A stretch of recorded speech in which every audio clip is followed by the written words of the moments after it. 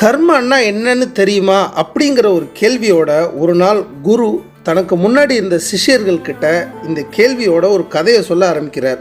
அதாவது ஒரு நாட்டுடைய அரசன் தன்னுடைய நகர்வலத்தின் போது ஒரு குறிப்பிட்ட கடை வரும்பொழுது அங்கே நிறுத்தி தன் அருகில் மந்திரியை கூப்பிட்டு, மந்திரியாரு, இந்த கடைக்காரனை உடனே தூக்கில் போட்டு கொன்னுடணும் போல எனக்கு தோணுது அப்படின்னு சொல்றாரு. இதை கேட்டோன்னா மந்திரிக்கு அதிர்ச்சி ஆயிடுது. அடுத்த நாள் மந்திரி ஒரு சாதாரண மனுஷனை போல அந்த கடைத்தெருவுக்கு வரார். அந்த கடைக்காரர்கிட்ட போயிட்டு யதார்த்தமா பேசி, எப்படிங்க வியாபாரம்லாம் நல்லா போகுதுங்களா அப்படின்னு கேட்குறார். அதுக்கு அந்த கடைக்காரனும் ரொம்ப வருத்தப்பட்டு, என்னங்க வியாபாரம் ஆகுது, ஊரில் இருக்கிற மக்கள் எல்லாம் வராங்க, யார் யாரோ வந்து போகிறாங்க, ஆனால் வியாபாரமே நடக்க மாட்டேங்குது. நான் சந்தனக்கட்டை தான் விற்கிறேன், இந்த சந்தனக்கட்டை எடுத்து எல்லாரும் முகர்ந்தெல்லாம் பார்க்குறாங்க, நல்ல மனம் வீசுதுன்னு சொல்கிறாங்க, ஆனால் யாரும் வாங்க மாட்டேங்கிறாங்க அப்படின்னு ரொம்ப வருத்தப்படுறான்.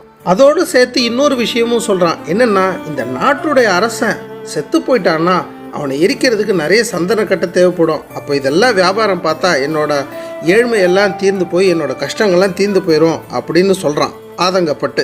உடனே மந்திரிக்கு புரியுது, நேற்று அரசனுக்கு எதனால் அப்படி ஒரு எண்ணம் வந்தது அப்படின்னு சொல்லிட்டு. அதாவது இந்த கடைக்காரனுடைய கெட்ட எண்ணமே அரசரோட மனசில் எதிர்மறை அதிர்வுகளை உண்டாக்கி அப்படி சொல்ல வச்சிச்சு அப்படிங்கிறத உணர்ந்துட்டார் மந்திரி.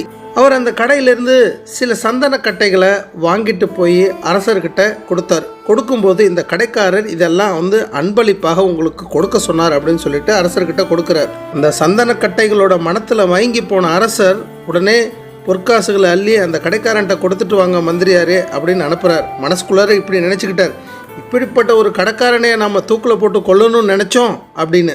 அரசர் கொடுத்தனுப்பியதாக கொடுக்கப்பட்ட பொற்காசுகளை வாங்கி அந்த கடைக்காரர் தன்னுடைய கடன்களெல்லாம் அடைச்சிட்டு ஏழ்மை நிலையிலேருந்து மீண்டு வந்துட்டார். அவருக்கு மனசில் இன்னொரு எண்ணம் வந்துச்சு, இப்படிப்பட்ட ஒரு நல்ல அரசராக நம்ம சாகணும்னு நினச்சோம் அப்படின்னு மனசுக்குள்ளார வெக்கப்பட்டுக்கிட்டார். அதுக்கப்புறம் அவர் திருந்திட்டாரு, நல்லவனாகவும் மாறிட்டார். இப்போது குரு சிஷ்யர்கள்ட்ட கர்மன்னா என்னன்னு கேட்குறாரு. பலரும் பல பதில்கள் சொல்கிறாங்க. நம்மளோட செயல்கள், நம்முடைய சொற்கள், நம்மளோட உணர்வுகள், நம்மளோட கடமைகள் அப்படின்லாம் சொல்கிறாங்க. இதுக்கு பதிலாக குரு வேகமாக தலையாட்டிட்டு, இல்லை கர்மாங்கிறது என்ன தெரியுமா, அது வெறுமனே செயல்கள் மட்டுமில்லை, நம்மளோட எண்ணங்களும் தான். நாம் மற்றவங்களுக்கு என்ன நினைக்கிறோமோ அதுவே நமக்கு திரும்ப வரும்.